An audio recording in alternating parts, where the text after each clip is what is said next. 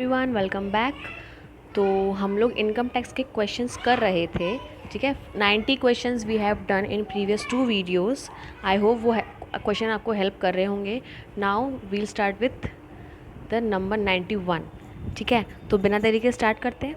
ठीक है, first question is employer provides car below 1.6 litre capacity, ये ध्यान रखना, अलॉन्ग विद अ ड्राइवर भी है साथ में, टू एक्स पार्टी, मतलब किसी अपने एम्प्लॉय को कोई एम्प्लॉयर कार प्रोवाइड कर रहा है। ठीक है, जो यूज़ होती है ऑफिशियली और पार्शली फॉर पर्सनल पर्पस। ठीक है, the expenses incurred by the company, अब खर्चे कौन उठा रहा है? कंपनी उठा रही है। तो इसके मेंटेनेंस का खर्चा इतना उठाया कंपनी ने और ड्राइवर की सैलरी इतनी दी है कंपनी ने। तो इस परस्विट की कितनी वैल्यू जो है वो टैक्सेबल होगी? तो इससे पहले ना इस चीज़ को समझ लो, जो कार फैसिलिटी होती है, ठीक है, वो दो कैटेगरी में डिवाइड होती है। अगर कार एम्प्लॉयर की है या कार एम्प्लॉय की ही है, सिर्फ खर्चे देता है एम्प्लॉयर। ठीक है, कार एम्प्लॉय की है तो इसे दो कैटेगरीज में हम डिवाइड करते हैं, अप टू 1.6 लीटर कैपेसिटी, ठीक है, या अबव 1.6 लीटर कैपेसिटी। ठीक, अगर 1.6 लीटर कैपेसिटी तक है तो ऐसा फिर भी दो केसेस हैं कि खर्चे जो है वो एम्प्लॉयर उठा रहा है या एम्प्लॉय उठा रहा है। अच्छा, ये हम बात कर रहे हैं जब वो ऑफिस यूज़ के लिए भी यूज़ हो रही है और पर्सनल यूज़ के लिए भी यूज़ हो रही है। ठीक है, 1.6 कैपेसिटी तक, 1.6 लीटर कैपेसिटी तक है तो 1800 पर मंथ के हिसाब से उसकी वैल्यू मानी जाएगी इस परस्विट की। और अगर 1.6 के ऊपर है तो 2400 पर मंथ की वैल्यू मानी जाएगी। अगर ड्राइवर साथ में दिया गया है तो इसमें 900 और इसमें भी 900 ऐड हो जाएंगे पर मंथ। ठीक है, तो अभी ये 1.6 लीटर तक की कैपेसिटी की है और ऑफिशियली और पर्सनल दोनों के लिए यूज़ हो रही है, खर्चे एम्प्लॉयर उठा रहा है, ठीक है, और ड्राइवर भी है। तो 1800 प्लस 900 ये हो गया,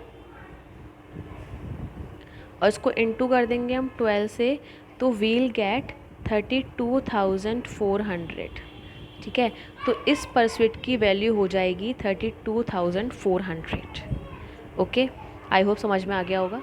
next question, encashment of earned leave. Earned leave क्या होती है? वो लीव जो हम ले सकते थे लेकिन हमने नहीं ली, हमने उन दिनों में भी काम किया। तो ये सेक्शन देता है हमें 10, सबसेक्शन 10 का भी ए। ठीक है, अर्न लीव ध्यान रखना, पर ईयर 30 डेज़ की अलाउड होती है, उससे ज़्यादा की अलाउड नहीं होगी। ठीक, next, compensation received on voluntary retirement. जो वॉलेंट्री रिटायरमेंट मतलब रिटायरमेंट की डेट नहीं आई है, उससे पहले ही हमने रिटायरमेंट ले लिया, उस पर जो कंपनसेशन रिसीव होता है वो इनकम टैक्स एक्ट के किस सेक्शन में बात की गई है उसके बारे में?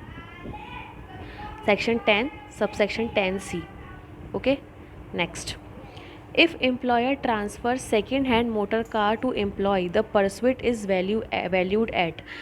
एम्प्लॉयर ने अपने एम्प्लॉई को एक सेकेंड हैंड मोटर कार दी है, ठीक है, ट्रांसफ़र करी है, तो उसके लिए डेप्रिसिएशन किस तरह से लगाया जाएगा?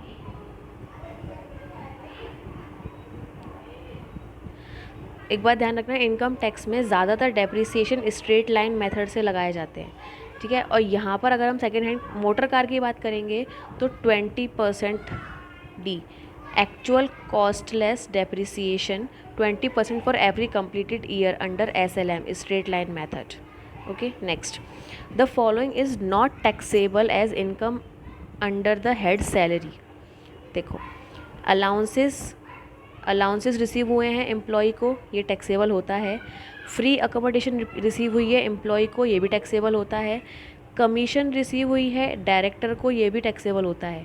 क्या टैक्सेबल नहीं होता है? रिम्यूनरेशन टू पार्टनर, क्योंकि इसमें एम्प्लॉय और एम्प्लॉयर का रिलेशनशिप नहीं है, ये आपकी जाएगी बिजनेस की हेड में। Okay, the answer was remuneration received by partner. Next, the following is exempt income from income tax. इनमें से ऐसा क्या है जो इनकम टैक्स में टैक्सेबल नहीं होता, एग्जेम्प्ट है?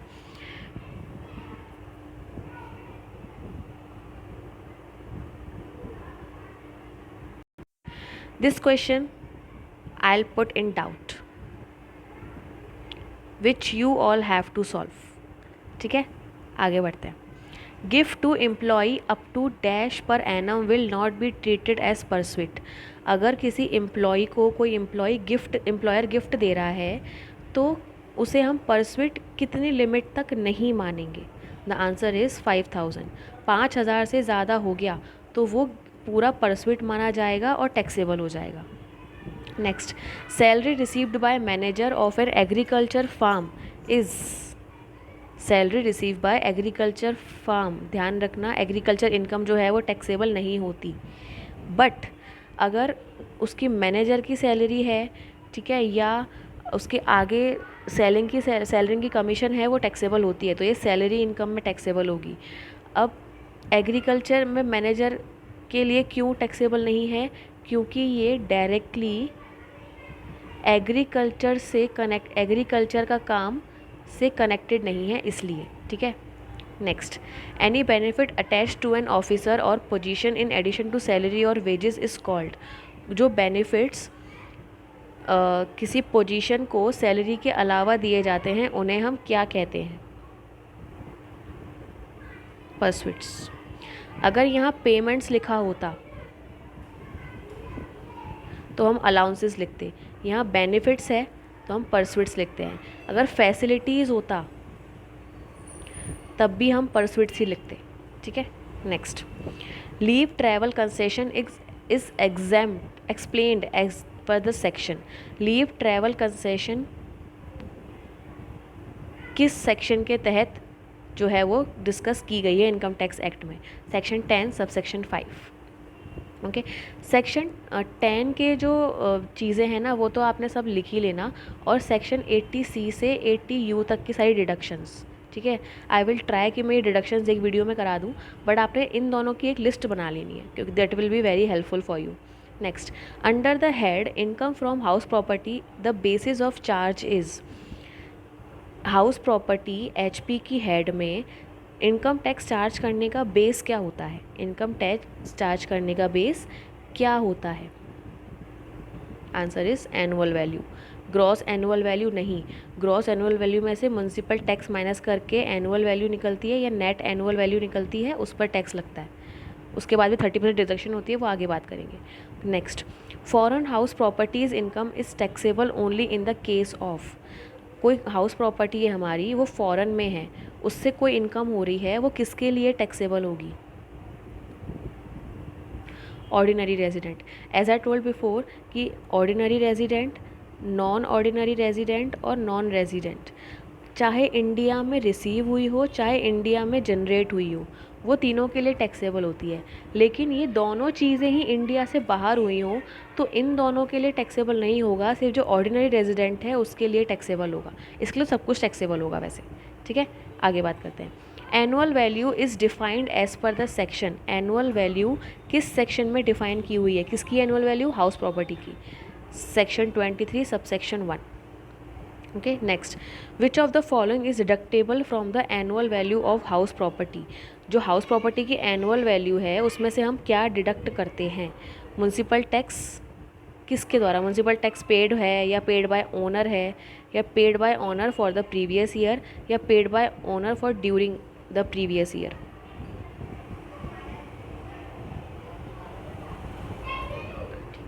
देखो यहाँ पर ध्यान रखना, हम एनुअल वैल्यू जो ग्रॉस एनुअल उसमें से हम म्युनिसिपल टैक्स तो माइनस करते हैं, लेकिन ये कौन सा म्युनिसिपल टैक्स माइनस करते हैं? पेमेंट के बेस पर।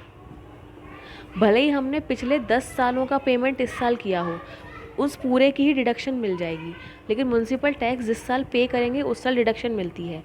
तो municipal taxes paid by the owner during the previous year, पिछले साल उसने जितने भी टैक्सेस पे किए हैं म्युनिसिपल, उसकी पूरे की डिडक्शन मिल जाती है एनुअल वैल्यू में से, ग्रॉस एनुअल वैल्यू में से। Okay, next. The income from house property is taxable in the hands of the individual even if property is not registered on his name. House property से होने वाली income उस इंसान के हाथ में भी टैक्सेबल होगी भले ही वो घर उसके नाम पर नहीं हो। तो ऐसा किस केस में होता है? माइनर चाइल्ड स्पाउस, ठीक है, या इंडिविजुअल होल्ड ऑन इम्पोर्टेबल एस्टेट। तो the answer is all of the above.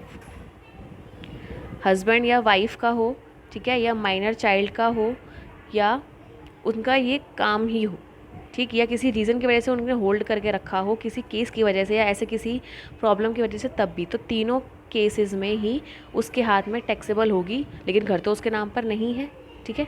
चलो आगे बढ़ते हैं। The following condition must be satisfied to change the rental income under the head of house property. Building और land कोई ना कोई होनी ही चाहिए, ठीक है। असेसी उसका ओनर होना चाहिए, ये ओन होगा, ओन, ठीक है। The property should not be used by the owner for the purpose of business purpose से या प्रोफेशनल पर्पस से यूज़ नहीं होनी चाहिए। तो ये तीनों ही कंडीशन फुलफ़िल होनी चाहिए। इसके अलावा अगर हमने रेंट पे दिया हुआ है, लेकिन रेंट पे भी बिज़नेस के लिए दिया हुआ है, तब भी नहीं आता इस हेड में, ठीक है। या फिर हमारा रेंट पर देने का बिज़नेस ही है कि भाई हम घर लेते हैं, रेंट पर देते हैं, उससे कमाते हैं, तब भी हाउस प्रॉपर्टी में नहीं आएगा, वो बिज़नेस और प्रोफेशन में जाएगा, ठीक है। Next, mister Ram owns a property, he lent it to Lakshman at 10,000 per month. Lakshman sublet it to mister Maruti on monthly rent of 20,000 per month. Rent income of Ram is taxable.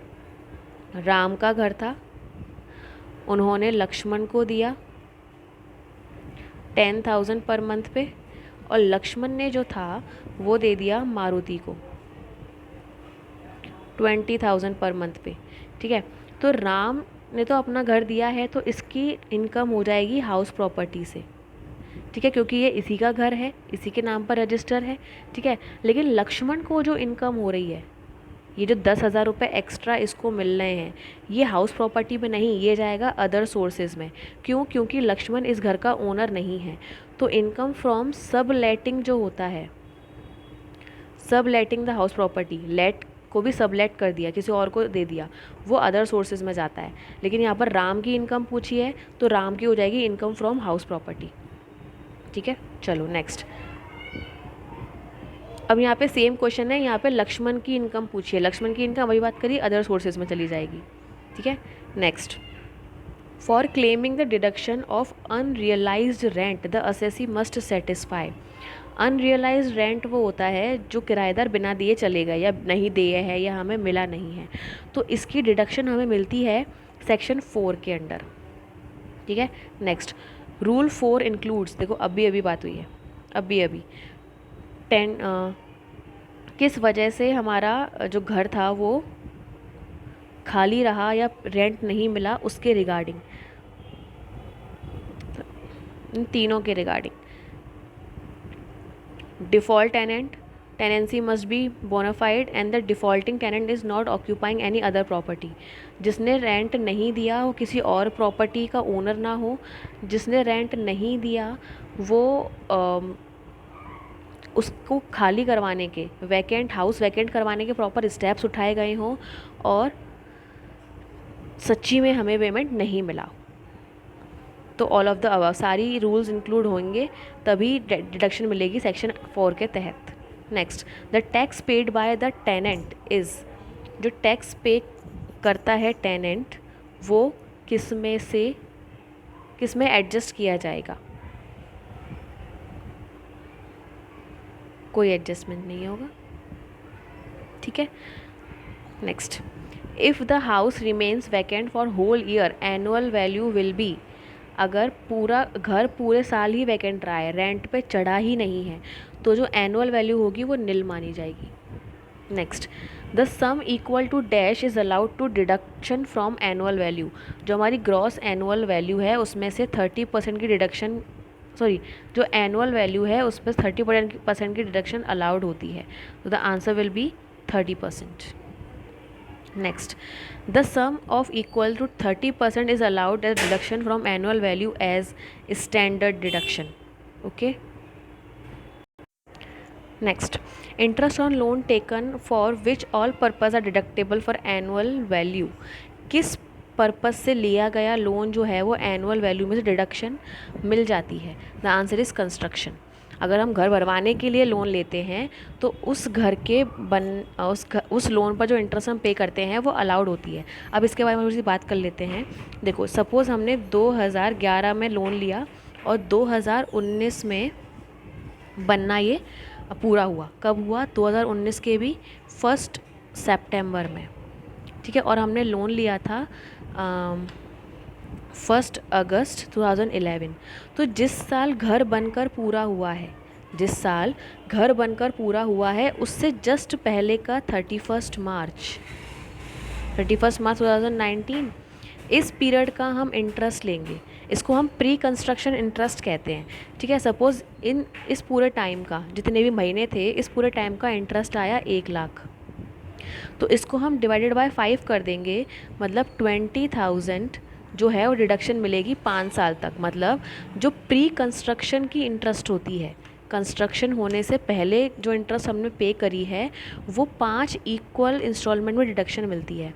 इसके अलावा जो अभी सपोज़ 2019 में घर बन गया, फिर रेंट पे चढ़ा दिया, लेकिन उसके बाद भी हमने लोन पूरा पे नहीं किया है, उसके बाद भी लोन चल रहा है सपोज़, तो उस पर हम इंटरेस्ट दे रहे हैं 10%. तो मान लो अगर 10,000 इंटरेस्ट दे रहे हैं तो 2019-20 वाले 19-20 वाले ईयर में 10,000 ये और 20,000 ये, 30,000 के इंटरेस्ट की डिडक्शन मिलेगी.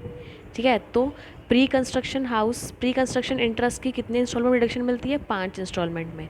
और इसकी मैक्सिमम लिमिट क्या है? मैक्सिमम लिमिट है 30,000 अगर ये लोन 1999 से पहले लिया होता, और 2 लाख अगर ये 1999 के बाद लिया है लोन. ठीक है. तो अगर सपोज़ ये 20,000 ना होकर 2 लाख होती तो ये मैक्सिमम लिमिट होती, फिर इसकी डिडक्शन नहीं मिलती. आई होप समझ में आ गया होगा. ठीक है. तो प्री कंस्ट्रक्शन इंटरेस्ट की तो 5 इंस्टॉलमेंट में मिलती है, उसके बाद हर साल की इंटरेस्ट की डिडक्शन मिल जाती है. ठीक है. और बचे हुए अमाउंट पर टैक्स लगता है. Next question,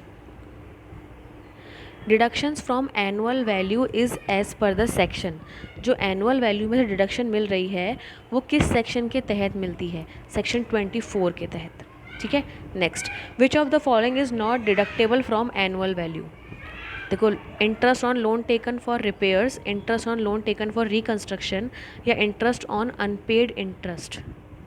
interest on unpaid interest. तो इन तीनों में से कौन सी डिडक्ट नहीं होगी? The answer is interest on unpaid interest.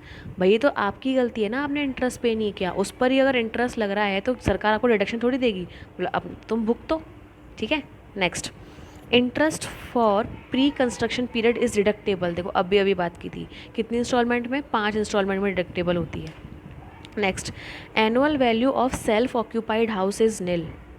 Self occupied house की एनुअल वैल्यू निल होती है, लेकिन अगर एक से ज़्यादा सेल्फ ऑक्यूपाइड हाउस हैं तो उसकी वैल्यू, सबकी वैल्यू निल नहीं मानी जाती. जिसका जो असेसी है वो चाहता है कि इसकी वैल्यू निल मानी जाए तो इसकी निल मानी जाएगी, बाकी का वैल्यूएशन एज अ रेंट वाले हाउस के हिसाब से किया जाएगा. ठीक है. Next, from the amount of arrears of the rent received dash is allowed as deduction. जो एरियर्स मतलब पहले हमें भुगतान नहीं मिला था, पहले हमें रेंट नहीं मिला था, उसके बाद जो अगर उसके बाद हमें मिल गया तो उस पर कितनी डिडक्शन अलाउड होगी? जितनी नॉर्मली होती है, 30%. Okay. Next, the balance of absorbed loss from house property can be carry forward maximum 2. House property से होने वाला लॉस हम कितने साल तक आगे लेकर जा सकते हैं? 7 साल तक. ठीक है. Next, rent from vacant plot of land is assessable under the head. Vacant plot है, उस प्लॉट पे कुछ भी काम नहीं हो रहा. ठीक है. तो वो किस हेड के अंडर जाएगा? Income from other sources.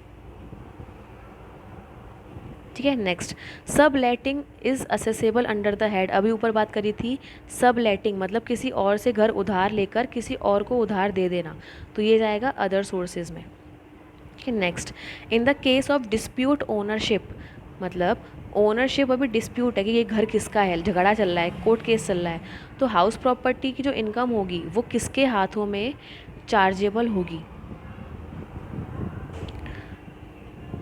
जो उस इनकम को रिसीव कर रहा है, ठीक है, उसके हाथ में चार्जेबल होगी, या उसके ऊपर टैक्स लगेगा।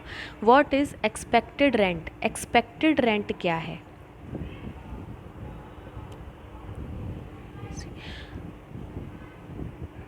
देखो, छोटा सा ट्रिक है, मैं फिर से आऊँगी या आऊँगा, कुछ भी ले सकते हो। तो municipal tax, fair rent, standard rent और एक्चुअल रेंट, इसको सीक्वेंस से याद करना है। ठीक है। अब म्युनिसिपल, फेयर, स्टैंडर्ड और एक्चुअल, इन दोनों में से हम पहले हायर लेते हैं, फिर इस हायर और स्टैंडर्ड को हम लोग इसमें से हम लेसर लेते हैं, और इस लेस और इस एक्चुअल में से हम हायर लेते हैं। ठीक है। तो जब ये स्टैंडर्ड रेंट, तो ये वाला जो रेंट है ये, ठीक है, this is called expected rent. ठीक है। जो म्युनिसिपल वैल्यू और फेयर वैल्यू में से जो हाईएस्ट होता है वो हम लेते हैं,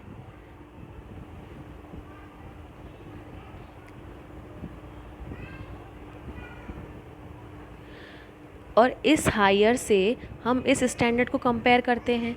तो इस वाले हायर से और स्टैंडर्ड रेंट में जो हम कंपेयर कर रहे हैं, इनका जो ये लोअर वाला रे है दैट इज़ एक्सपेक्टेड रेंट। देखो, expected rent is municipal value और fair value whichever is high subject to standard rent. जब हम इस हायर वैल्यू को स्टैंडर्ड रेंट से कंपेयर करेंगे तो ये वाला कंपैरिजन आपका एक्सपेक्टेड रेंट कहलाता है। ठीक है। चलो next, an individual who refers house property without an acquired consideration to his owner, किसी को भी अगर हम बिना कंसिडरेशन के या बिना रेंट के या इनएडुकेट रेंट के देते हैं, मतलब कम रेंट पर देते हैं, तो उसे हम क्या कहते हैं? उस इंडिविजुअल को हम क्या कहते हैं? Deemed owner. ठीक है। Next, an individual is considered as a owner of the house property for the purpose of charging tax. कब उसको हम एज अ ओनर मानेंगे उस हाउस प्रॉपर्टी का टैक्स चार्ज करने के लिए? वो मेंबर हो कोऑपरेटिव सोसाइटी का, एओपी का, और होम अ बिल्डिंग और part therefor allotted to leased allotted or leased under the house building scheme of society, या फिर an individual who transfer house property without adequate consideration, या holder of impartible estate. ये तीनों, ठीक है, इस case में भी मानेंगे, इसमें भी मानेंगे और इसमें भी मानेंगे। इन तीनों को हम बोल देंगे डीम्ड ओनर, मतलब वो ओनर है नहीं लेकिन उसको ओनर मान लिया गया है। कब? या तो वो किसी मेंबर हो, किसका? कोऑपरेटिव सोसाइटी का, एओपी का, जिसके नाम पर वो बिल्डिंग है, मतलब उस कोऑपरेटिव सोसाइटी या एओपी के नाम पर वो बिल्डिंग है, विदाउट कंसिडरेशन, या फिर अनएडुकेट कंसिडरेशन में उसको ट्रांसफ़र किया गया हो, या फिर उसने अपने या कोई केस चल रहा हो और जिसका वो पैसा रिसीव हो रहा हो उसे माना जाएगा, या फिर अपने किसी माइनर चाइल्ड को या अपने फियांसे या हस्बैंड या वाइफ इसको ट्रांसफ़र कर दिया हो, उस टाइम माना जाएगा। तो ये डीम्ड ओनर माने जाएंगे और इन्हीं के साथ ये टैक्सेबल हो जाएगा। ठीक है। Next, if the assessee let out the building और staff quarters to employ of business, the rent collected from the employees is assessable as income from, मतलब अपने स्टाफ को रहने के लिए क्वार्टर्स दिए हैं किसी ने, तो उससे होने वाली जो इनकम है, जो वो लोग जो हैं उस क्वार्टर के बदले पे कर रहे हैं, वो किस इनकम में जाएगी? वो जाएगी अदर सोर्सेज में। ठीक है। Next, the gross annual value of a property is depend upon, तीनों पर अभी हमने बात की थी, MFSA। तो इन दोनों में से हायर, इन दोनों में से लोअर और इन दोनों में से higher, and this will be expected rent. तो इन सब पर ही डिपेंडेड है एनुअल वैल्यू। ठीक है, next, which of the following is not a case of deemed ownership of house property. ये है, अभी तीनों के ऊपर बात करी थी, और को ओनर नहीं है, तो ये डीम्ड ओनरशिप नहीं होगी, ये रियल ओनरशिप होगी। ठीक है, next, if an assessee earns rent from a sub tenant is respect to tenanted property let out as a resident is the rent is. अभी हमने ऊपर बात करी थी कि अगर हम सब लेंट कर देते हैं, ठीक है, किसी और हाउस जो है रेंट पर लेकर किसी और को रेंट पर दे देते हैं, तो उससे वो इनकम जाती है अदर सोर्सेज में। Next, an assessee after sale of house property receive arrears of rent chargeable to tax the same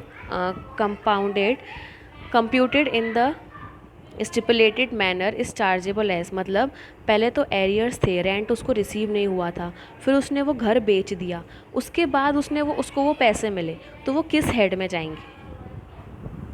वो जाएंगे आपके, किसी में भी जा सकते हैं, आइदर ए और आइदर बी। ठीक है, आगे बढ़ते हैं।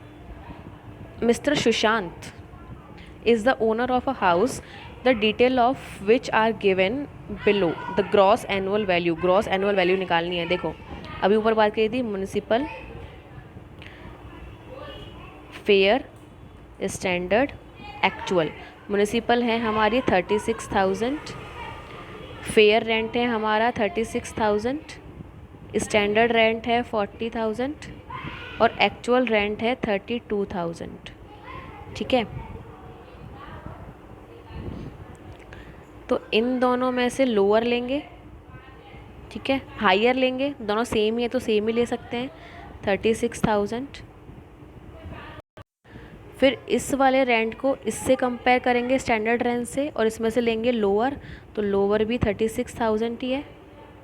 ठीक है, और फिर इस वाले रेंट को इससे कंपेयर करेंगे तो इसमें से लेंगे हायर, तो इसमें से हायर 36,000 ही है। ठीक है, इन दोनों में से हायर, फिर जो आया उसमें से लोअर, और फिर जो आया उसमें से हायर, तो 36,000 आ गया। तो gross annual value will B 36,000।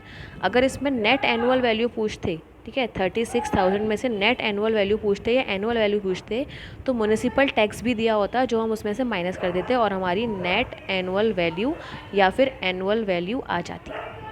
ठीक है, next, interest on capital borrowed on 10-10-2000 for self-occupied property is deductible up to the maximum amount of। Interest लिया है, ओके, लोन लिया है, ठीक है, 2000 ईयर 2000 में, तो ये कितने लिमिट तक एग्जेम्प्ट है? देखो इसमें ये ऑप्शन नहीं दिया, may be the answer is 2 lakh, नहीं सॉरी, वो कंस्ट्रक्शन के लिए था, जो हम कंस्ट्रक्शन के लिए ले रहे थे उसकी मैक्सिमम लिमिट 2 लाख है, लेकिन सेल्फ ऑक्यूपाइड प्रॉपर्टी के लिए लेंगे तो आंसर इज़ 1,50,000। ठीक है, और अगर इससे पहले लिया होता 1999 में लिया होता तो रेट अलग होती, 2000 से रेट चेंज हो गई। ठीक है, next, interest on loan for self occupied house taken before 1999 से पहले लिया है तो अलाउड होती 30,000 तक। ठीक है, next, deduction allowed from annual value is statutory deduction 30% जो अलाउड होती है। इसके अलावा interest on loan for construction ये भी अलाउड होता है, and interest on loan for repair ये भी अलाउड होता है, तो answer will be all of the above. Next, when the portion of the house is self occupied for the full year and portion is self occupied for the whole year, वापस repeat हो गया, कोई बात नहीं, the annual value of the house shall be determined by, अगर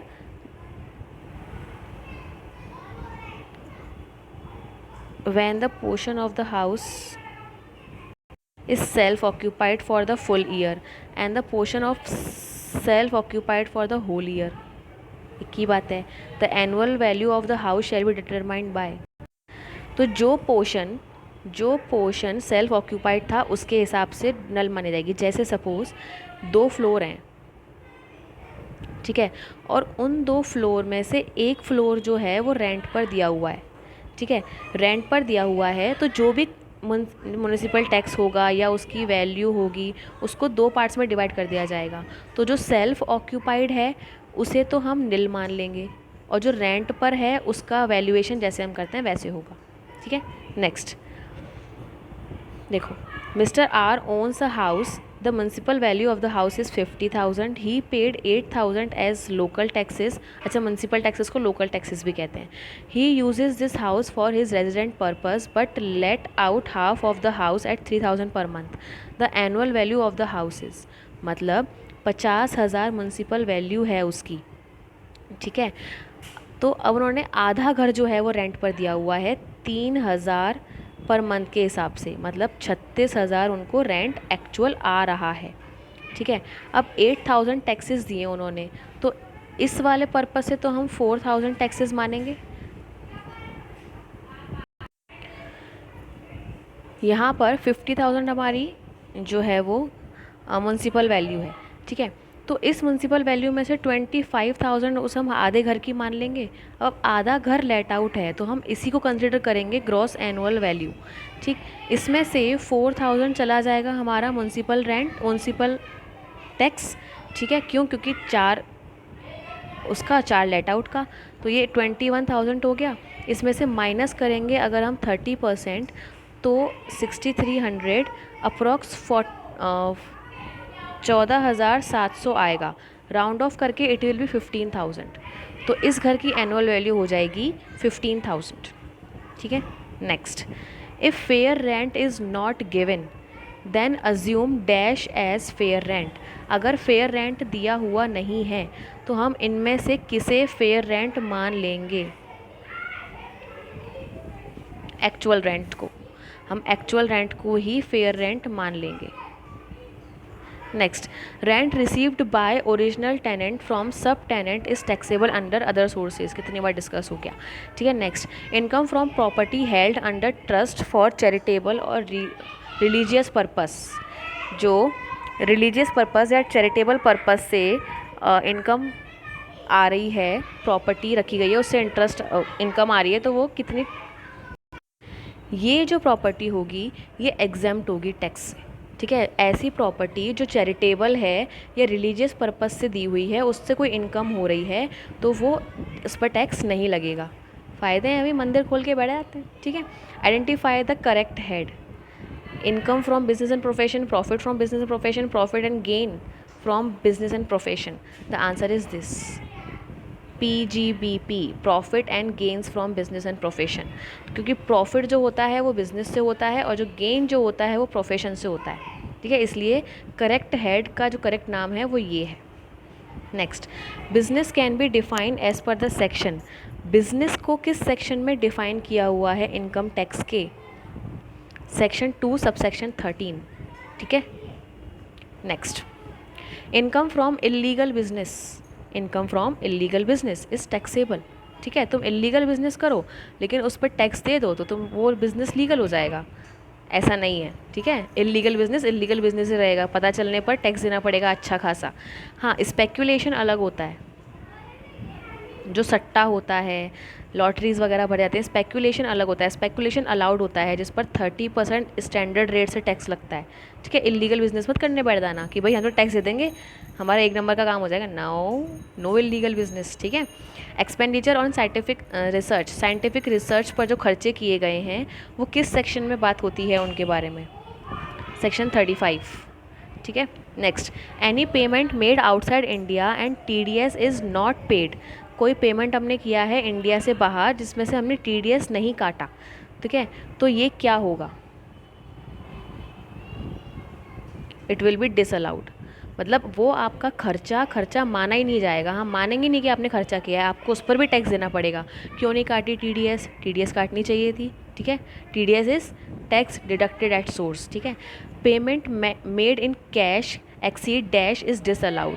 इससे ज़्यादा payment, कितने अमाउंट से ज़्यादा पेमेंट करने पर कैश में वो अलाउड नहीं होती, 20,000 से ज़्यादा, ठीक है। Next, interest on delayed payment of VAT का डिले पेमेंट करने पर वो अलाउड होता है, ठीक है, वैट का पेमेंट डिले करने पर अलाउड होता है। Next, under the income tax act 1961 depreciation on machinery is charge on dash price of machinery. किस किस प्राइस पर जो है मशीनरी का डेप्रिसिएशन चार्जेबल होता है? Market price of the machinery, ठीक है। Next, as per the section 30 which expenditure incurred for a building used for the business और profession shall not be allowed at deduction. Section 30 के तहत ऐसा कौन सा खर्चा है जो हम बिल्डिंग पर करते हैं लेकिन वो अलाउड नहीं होता कि हम किया है, ठीक है। The answer is capital expenditure. Capital expenditure वो एक्सपेंडिचर होते हैं जो हम बहुत लंबे टाइम के बाद करते हैं, मशीनरी रिप्लेस करना, मशीनरी को बहुत बड़ी रिपेयर करना, एक्सेट्रा, कोई नया स्पेयर पार्ट लेकर आना, एक्सेट्रा एक्सेट्रा, ठीक है। तो इसी के साथ we have completed 150 questions. I hope ये सारे क्वेश्चंस आपको पक्का हेल्प करेंगे, ठीक है। तो बाकी के 50 क्वेश्चंस बचते हैं, उसके बाद आई विल ट्राई कि मैं डिडक्शंस की वीडियो एक ले आऊँ, 80C से 80U वाली सारी डिडक्शंस, ठीक है। और आपको होमवर्क क्या है कि सेक्शन 10 के जितने भी सब सेक्शन हैं, ठीक है, बुक में से उसकी लिस्ट बनानी है और इनकी भी लिस्ट बनानी है, ठीक है। तो आई होप समझ में आए होंगे ये sessions, and share it with your friends as well, ठीक है। Bye bye, take care, all the best and keep preparing.